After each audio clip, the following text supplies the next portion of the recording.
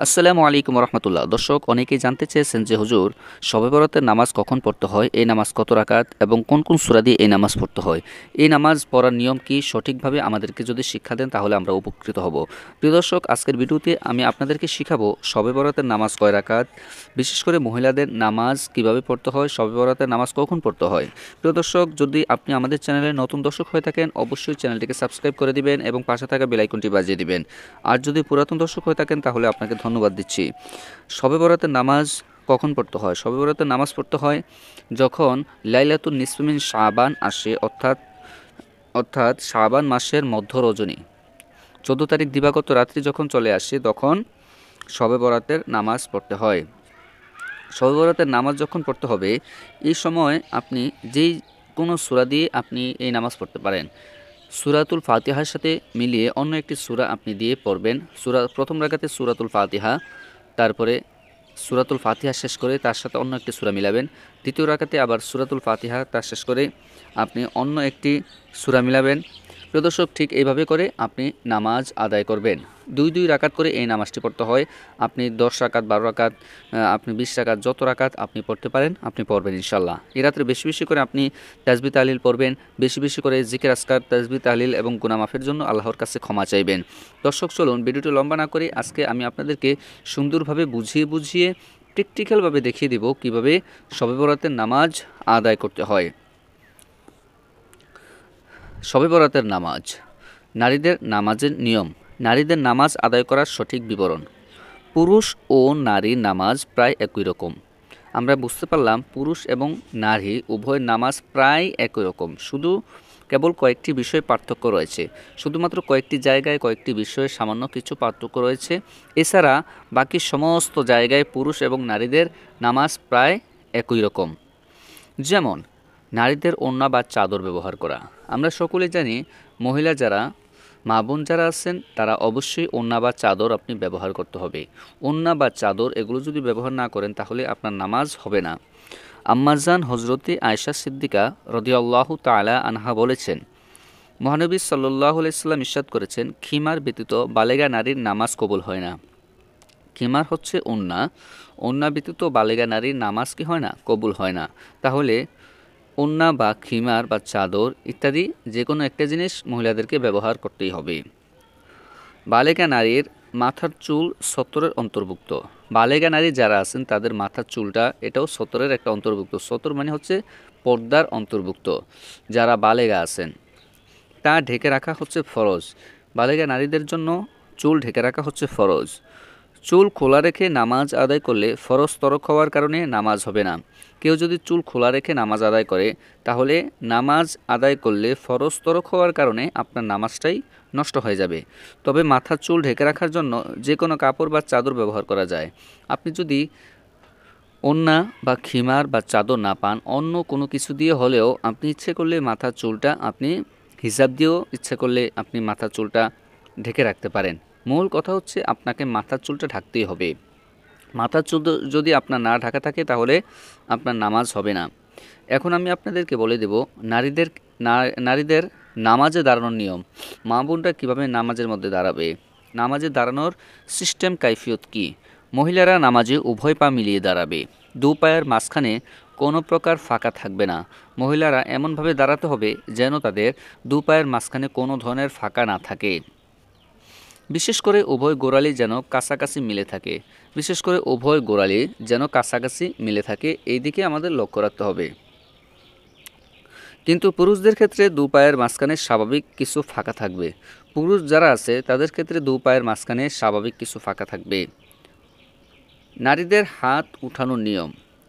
মহিলাদের তাকবীরে তাহরিমা বলার সময় কান বরাবর হাত উঠবে না, বরং কাঁধ বরাবর হাত উঠবে। নারীদের হাত উঠানোর নিয়মটা এখন আমি আপনাদেরকে বলবো। নারীরা যখন, অর্থাৎ মা বোন মহিলারা যখন তাকবীরে তাহরিমা বলার সময় কান বরাবর তারা হাত উঠাবে না, কাঁধ বরাবর হাত উঠাবে। কান বরাবর হাত উঠাবে শুধুমাত্র পুরুষরা। মহিলারা কাঁধ বরাবর হাত উঠাবে, যাতে বৃদ্ধাঙ্গুলি কাঁধ বরাবর থাকে এবং অন্যান্য আঙ্গুলগুলোর মাথা কাঁধের উপর উঠে, কিন্তু কানের উপরে নয়। হাত কাপড়, ওড়না বা চাদরের ভিতরে থাকবে। হাত কাপড় বা ওড়না বুঝতে পারছেন? হাত, আপনার যে হাত আছে এই হাতটা কাপড় বা ওড়না বা চাদরের ভিতরে থাকতে হবে। এটা কোনোভাবেই যেন না বের হয়। কাপড়ের ভিতর থেকে হাত বের করবে না। হাতটা কাপড়ের ভিতর থেকে কোনো অবস্থাতেই বের করা যাবে না। এখন আসেন নারীদের হাত বাঁধার নিয়ম। দর্শক, এখন আমি আপনাদেরকে বোঝাবো নারীরা কিভাবে হাত বাঁধবে। তাকবীরে তাহরিমা বলে পুরুষরা হাত বাঁধবে নাভির নিচে, আর মহিলারা হাত বাঁধবে বুকের উপরে। এটা হচ্ছে তাহতাবি শরীফের মধ্যে এসেছে। আর পুরুষরা হাত বাঁধার সময় ডান হাতের বিদ্যা ও কনিষ্ঠ আঙ্গুলি দ্বারা বাম হাতের কবজি ধরবে এবং তারপর কি করতে হবে? হাতের অনামিকা, মধ্যমা ও শাহাদাত আঙ্গুলের বাম হাতের কলাইয়ের উপর বিছিয়ে রাখবে এবং মহিলারা শুধুমাত্র হাতের পাতা বাম হাতের পাতার পিঠের উপর রাখবে, কবজি ধরবে না। তারপর আসে নারীদের কেরাত পাঠ করার নিয়ম। দর্শক, এখন আমি আপনাদেরকে বলবো মা বোনরা কীভাবে নামাজে কিরাত পাঠ করবে। কিরাত মানে সূরা পাঠ করবে। মহিলাদের জন্য উচ্চকণ্ঠে কেরাত পাঠ করার ও তাকবীর বলার অনুমতি নেই। মহিলারা উচ্চকণ্ঠে অর্থাৎ জোরে জোরে কেরাত পাঠ করতে পারবে না এবং তাকবীর বলতে পারবে না। উচ্চস্বরে যদি কোনো মহিলারা কেরাত পাঠ করে কিংবা তাকবীর বলে, তাহলে তার নামাজ নষ্ট হয়ে যাবে এবং কবিরা গুনাহ হবে। তারা চুপে চুপে তাকবীরে তাহমিদ পাঠ করবে। তারপরে আসেন নারীদের রুকু করার সঠিক নিয়ম। আপনি যে শবে বরাতের নামাজ পড়বেন, এই শবে বরাতের নামাজের ক্ষেত্রে এই জিনিসগুলো আপনি অবশ্যই ফলো করবেন। এই জিনিসগুলো যদি আপনি ফলো না করতে পারেন, তাহলে শবে বরাতের নামাজটাই আপনার মাটি হয়ে যাবে।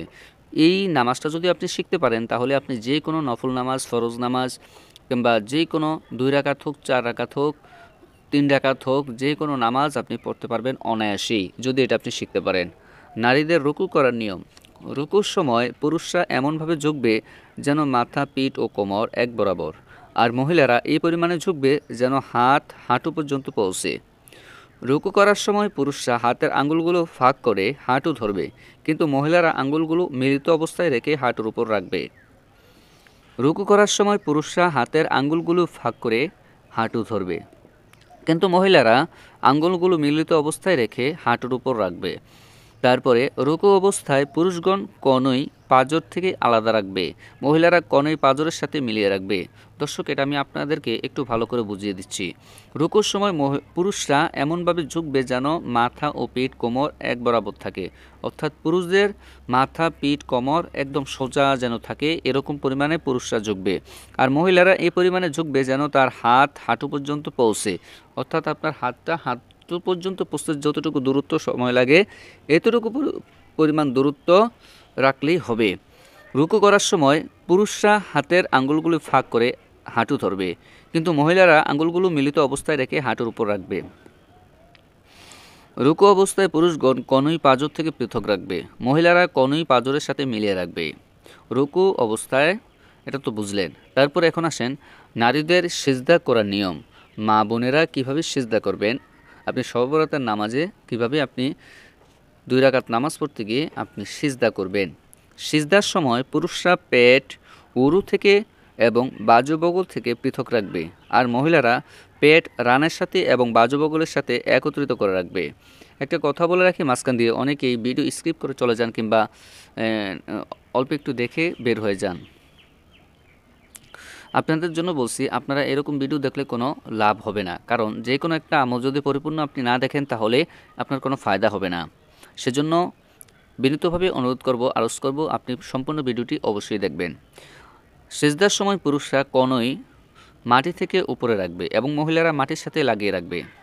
সিজদার সময় পুরুষরা পায়ের আঙ্গুলগুলো কিবলা রোগ করে রেখে তার উপর ভর দিয়ে পায়ের উপর পাতা খাড়া রাখবে এবং মহিলারা উভয় পায়ের পাতা ডান দিকে বের করে দিয়ে মাটিতে বিছিয়ে রাখবে।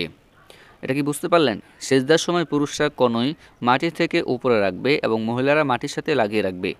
সিজদার সময় পুরুষরা পায়ের আঙ্গুলগুলো কিবলারোগ করে রেখে তার উপর ভর দিয়ে পায়ের উপর পাতা খাড়া রাখবে এবং মহিলারা উভয় পায়ের পাতা ডান দিক থেকে বের করে নিয়ে মাটিতে বিছিয়ে রাখবে। দর্শক, এখন আমি আপনাদেরকে বলবো মহিলাদের বসার নিয়ম, নারীদের নামাজে বসার নিয়ম। মা বোনেরা নামাজে কীভাবে বসবে? বসার সময় পুরুষরা ডান পায়ের আঙ্গুলগুলো কিবলামুখী করে তার উপর ভর দিয়ে ডান পায়ের পাতা খাড়া রাখবে এবং বাম পায়ের পাতা বিছিয়ে দিয়ে তার উপর বসবে। কিন্তু মহিলারা পায়ের উপর বসবে না এবং সুতোর মাটির সাথে মিলিয়ে রাখবে। উভয় পায়ের পাতা ডান দিকে বের করে দিবে এবং ডান রান বাম নলার উপর রাখবে। প্রিয় দর্শক, আজকে আমি দেখালাম কিভাবে আপনি নামাজ পড়বেন। এভাবে করে আপনি 2 রাকাত নামাজ শেষ করবেন। 2 রাকাত নামাজ শেষ করে আল্লাহর কাছে তাসবিহ তাহলিল পাঠ করবেন। এই তাসবিহ তাহলিল পাঠ করে আল্লাহর কাছে গুনাহ মাফের জন্য দোয়া করবেন। এই শবে বরাতের রাত্রিতে আপনি গুনাহ মাফের রাত্রি বেশি বেশি কোরআন তেলাওয়াত করবেন, জিকির আজকার করবেন, আল্লাহর কাছে বেশি বেশি চাইবেন। ধন্যবাদ। আজকের ভিডিওটি এতটুকুই। পরবর্তী ভিডিওর জন্য চোখ রাখুন আমাদের চ্যানেলে। আসসালামু আলাইকুম রহমতুল্লাহি ওয়া বারাকাতুহু।